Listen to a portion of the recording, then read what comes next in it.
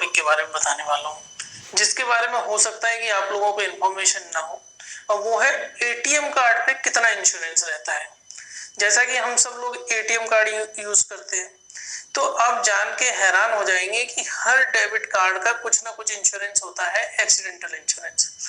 आज मैं उसी के बारे में बात करूंगा कि एसबीआई ये जितने भी जो अलग अलग कार्ड्स हैं उन पर कितना इंश्योरेंस है और आप उसका क्लेम किस तरीके से ले सकते हैं। सबसे पहले तो हम ये जान लेते हैं कि जो है इंडिया में लगभग ये कुछ कंपनियां हैं जो एटीएम कार्ड इश्यू करती हैं। वीजा, मास्टर, रुपे, हो सकता है आपका बैंक कोई हो, चाहे स्टेट बैंक हो, चाहे पंजाब नेशनल बैंक, हर बैंक में कोई कार्ड इश्यू होगा तो वो इन कंपनियों के मार्फत ही इश्यू होगा। अब हम सबसे पहले बात कर लेते हैं जनधन खातों में जो रुपे कार्ड यूज होता है। चूंकि इंडिया में 40 करोड़ खाते हैं एसबीआई के, और 40 करोड़ में से लगभग 30 करोड़ सिर्फ जनधन खाते हैं। तो जो जनधन खाते में जो रुपे कार्ड इश्यू होता है आपको, उसका एक्सीडेंटल इंश्योरेंस 2 लाख का होता है। मान के चलिए अगर किसी का जनधन खाता है और उसकी एक्सीडेंट में मौत हो जाती है तो उसको इंश्योरेंस कंपनी 2 लाख रुपए देगी। इसके लिए कुछ है टर्म्स कंडीशन, जैसे कि मौत होने पे या परमानेंट डिसेबिलिटी पे मिलेगा। परमानेंट डिसेबिलिटी का मतलब है दोनों हाथ कट जाना, दोनों पैर कट जाना, या एक हाथ एक पैर कट जाना।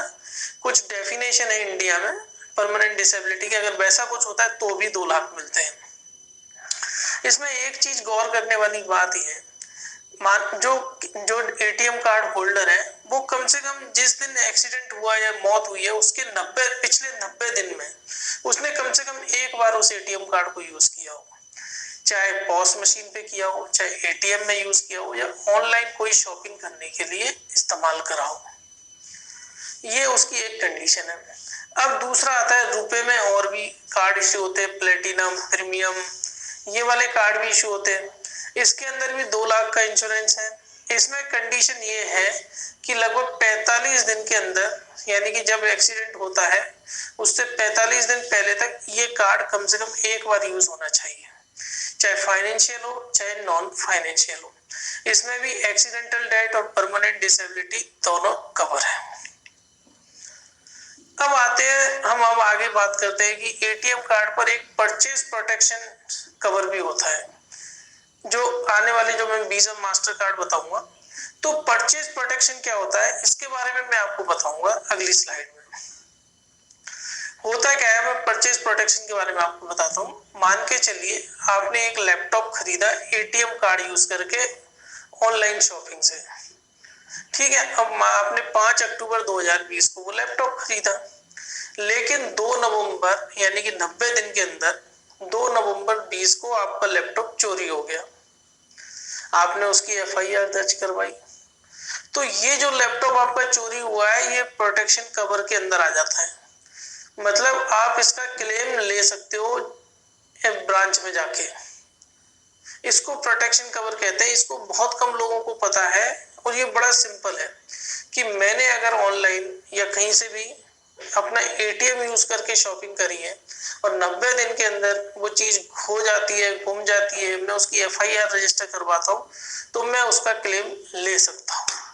इसके अंदर सब कुछ 90 दिन के अंदर यानी कि जब आपने परचेज किया है उससे 90 दिन तक का कवर होता है। यानी कि परचेज करने के 90 दिन के अंदर अगर कुछ भी हो जाए तो आपको वो कवर मिलेगा। ये बहुत कम लोगों को पता है। अगर आप ऑनलाइन देखोगे तो इसमें बहुत डिटेल में आपको वीडियो मिलेंगे। अब आता है कॉर्पोरेट सैलरी पैकेज। जैसा कि आपको पता है एसबीआई में बहुत सारे, लगभग जितनी भी बड़ी कंपनी है उन सबके सैलरी पैकेज अकाउंट होते हैं। तो इसके अंदर परचेज प्रोटेक्शन आपको 2 लाख का मिलता है। मतलब आपका अगर यदि डेबिट कार्ड किसी भी कंपनी या कुछ का हो तो उस पर 2 लाख का परचेज प्रोटेक्शन कवर है, जो कि बहुत कम लोगों को पता है। और कॉर्पोरेट सैलरी पैकेज अकाउंट क्या है इसका मैंने वीडियो बनाया हुआ है, ऊपर आप आई बटन पे क्लिक करके देख सकते हैं। अब हम नॉर्मल बात कर लेते हैं कि वीजा डेबिट जो नॉर्मल इश्यू होते हैं एक नॉर्मल अकाउंट्स में, उन पे क्या होता है।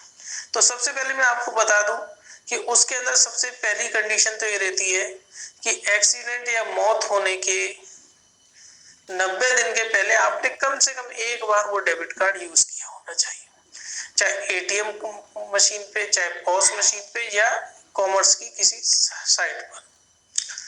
अब इसके अंदर ट्रैवल इंश्योरेंस भी होता है, एयर एक्सीडेंटल इंश्योरेंस होता है, लेकिन एयर एक्सीडेंटल इंश्योरेंस आपको तभी मिलेगा तब आपने जो एयर टिकट है वो अपने डेबिट कार्ड को यूज करके बनाए हैं, जिसके अंतर्गत आप कवर लेना चाहते हैं। भाई साहब खड़े हुए, क्यों? आपको शर्म नहीं आ रही? जवान लड़की खड़ी हुई है और आप बैठे हुए हो। शादी कर लो। और बहुत सारे ऐसे डेबिट कार्ड हैं जहां पर जब कोई किसी व्यक्ति की मौत हो जाती है और जो उसके अवशेष या जो डेड बॉडी होती है उसको ट्रांसपोर्टेशन के लिए जो खर्चा आता है वो भी कवर किया जाता है इस इंश्योरेंस पॉलिसी में। अब मैं सबसे पहले एक एक करके देख लेते हैं। ये आपके सामने एसबीआई गोल्ड कार्ड है जो कि सबसे लोएस्ट वेरिएंट का है।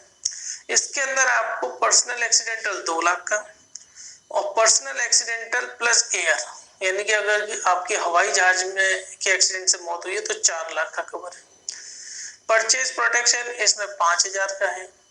मॉर्टल यानी कि अवशेष ले जाने का 50,000 का है और बैगेज लॉस्ट होने पे 25,000 का कवर है। अब आता है दूसरा प्लेटिनम कार्ड। प्लेटिनम कार्ड पे आपको 5 लाख का एक्सीडेंटल इंश्योरेंस मिलता है और 10 लाख का एयर एक्सीडेंटल मिलता है और 50,000 तक का इसमें आपको परचेज प्रोटेक्शन मिलेगा। ट्रांसपोर्ट जो मॉर्टल रिमेन्स है उसके लिए वही 50,000 और बैगेज कवर के लिए 25,000।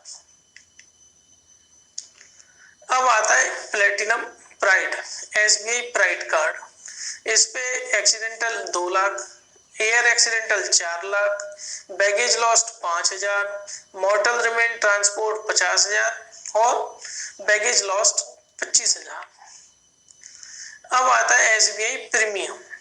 इसमें आपको 5 लाख का तो नॉर्मल एक्सीडेंटल कवर मिलेगा, 10 लाख का एयर एक्सीडेंटल मिलेगा, 50,000 का परचेज प्रोटेक्शन मिलेगा, 50,000 का आपको मॉर्टल रिमेन ट्रांसपोर्ट का मिलेगा और 25,000 बैगेज चेक इन का।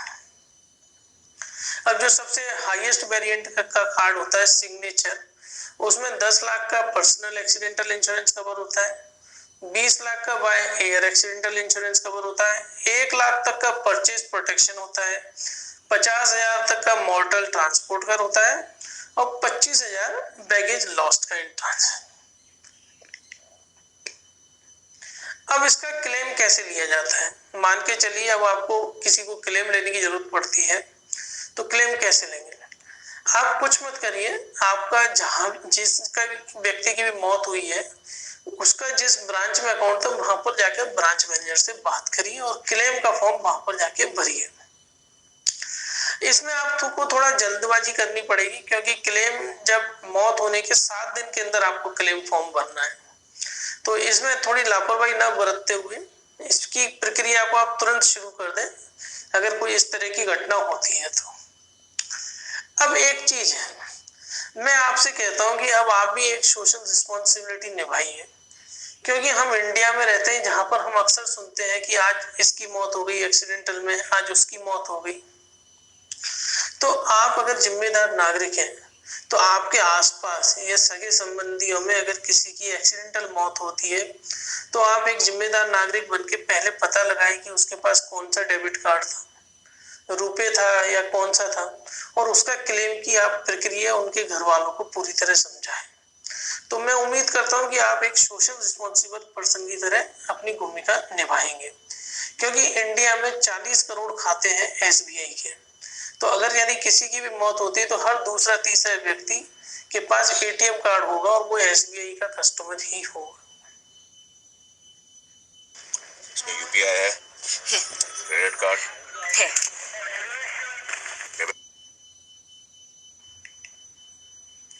तो फ्रेंड्स, मुझे उम्मीद है आपको मेरा वीडियो पसंद आया होगा।